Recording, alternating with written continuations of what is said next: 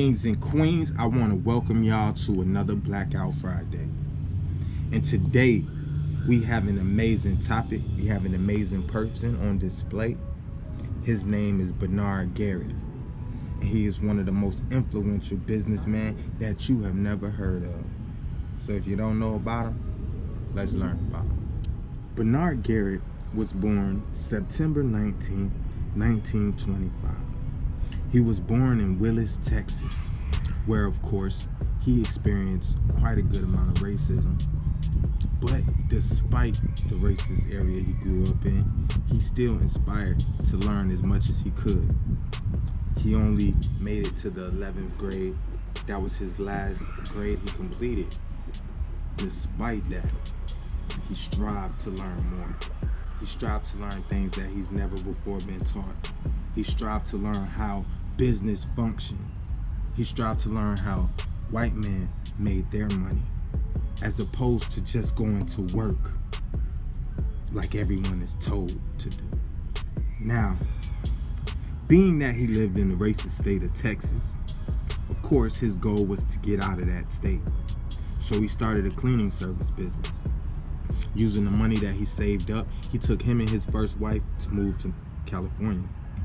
In 1945, Bernard Garrett arrived in California, where he then again started a cleaning service business as well as a waste paper recovery business. This is how he lived his life. Business after business, investment after investment. Garrett then saved up enough money to get himself involved in the real estate business. His first business partner being a white man by the name of Mr. Barker. Mr. Barker was the face of the operation. So between Mr. Barker and Mr. Garrett, they came up with a lot of money. By 1954, Bernard Garrett's net worth was $1.5 million. He was one of the wealthiest black men in the country at the time. And his net worth was still climbing.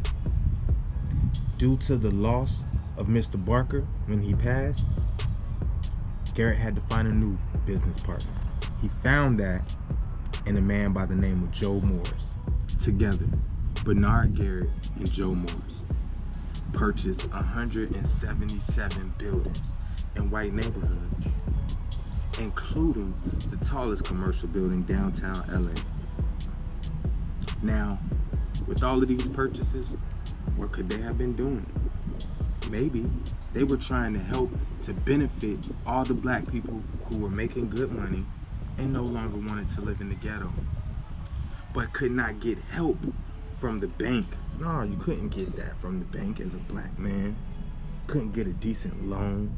You couldn't find a house where they wasn't trying to charge you an arm and a leg. So, Bernard Garrett and Joe Morris made sure there was affordable, well-living homes for African Americans.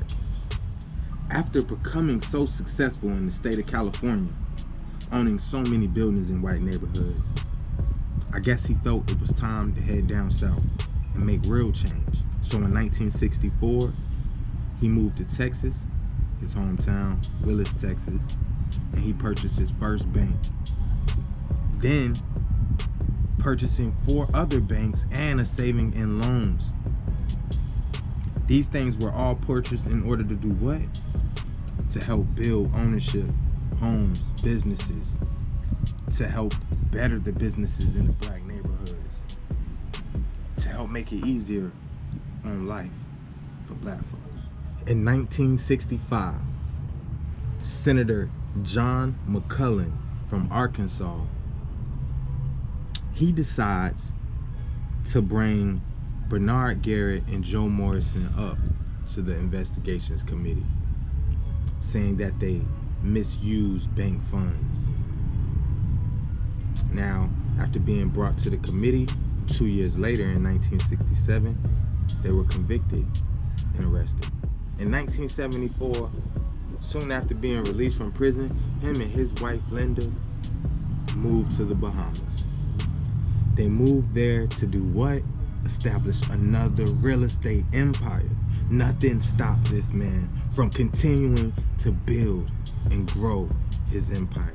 Thanks to the efforts of Bernard Garrett and Joe Morris, the Fair Housing Act of 1968 came about, allowing there to be no discrimination based off of race, color, creed, sex, anything of that nature. And this all stems from the 1965 investigation committee that Bernard Garrett was a part of. His statement, his comments rung throughout history, and they still are today. Now, despite Bernard Garrett only having an 11th grade education, despite him being from Jim Crow, Texas, despite all of that, he risked hell and high water just to accomplish things no one else was even thinking about at that time. His mind was so far ahead of others. All he wanted to do was make things better. Once he found himself in a position where he could improve the lives of others, having the same skin color as him, that was his goal, that was his mission. So, where are the rest of the Bernard Garretts in the world? The ones willing to put themselves behind them and put the people in front of them. Bernard Garrett Sr., one of the most influential men that we have never heard about in our history. He has accomplished many things, including breaking barriers and boundaries. Him and his business partner Joe Morris should receive a plaque for the hard work they've put in for our people, for their attempts to help improve Black life. They should receive a plaque. So, I make sure I give them my flowers while I can. Let me make sure to salute both Bernard Garrett and Joe Morris. And that's all I have for Blackout Fridays. And y'all, please, like, share, subscribe, drop a little comment, tell me how you feel. And I'm out.